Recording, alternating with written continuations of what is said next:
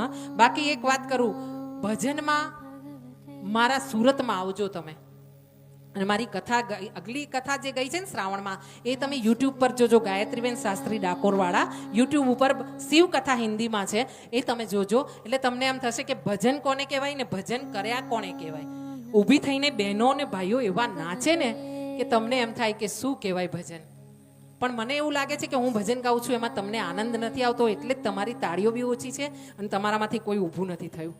હા, એટલે અસ્તુ, અહીંયા હું એક ભજન લેવા જ જઈ રહી છું. ભલે તમને ગમે કે ન ગમે, પણ ભજનમાં જ્યાં સુધી નાચીએ નહીં ને ત્યાં સુધી ભજન કર્યા જ નકામા છે.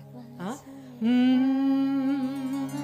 અહીંયા પ્રભુ સ્વધામ ગમન ગયા છે, અને સ્વધામ ગમન ગયા છે એટલે આપણા મંદિરમાં પધરાયા છે. આપણે તો એવું જ વિચારવાનું. સ્વધામ, તમે બે બહેનો વાત કરો ને મને કહેજો પછી. હો, હું તમારી બેનપણી છું. નાચો છો ને, તો મેં કોઈ પાપ કર્યું છે? મારા ભજનમાં નથી નાચતા તો કંઈક ભૂલ થતી હોય તો બતાવો. તમને ભજન પ્રિય હોય એ ભજન બતાવો તો હું એ ભજન ગાઉં.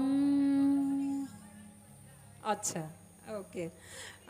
પણ ભજન છે ને રસ છે.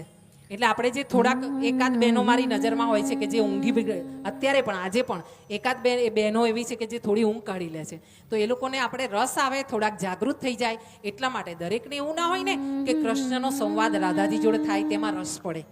હા, તો એમને થોડોક રસ આવે એટલા માટે. આપણી સાથે જે પ્રવાસમાં હોય ને, તો ઘણા એવા હોય કે જેને પગે ઘૂંટણમાં તકલીફ હોય, ઘણા એવા હોય કે લાકડી લઈને ચાલતા હોય, તો આપણે આગળ આગળ ના ચાલી જવાય, એમને પણ સાથે લેવા પડે.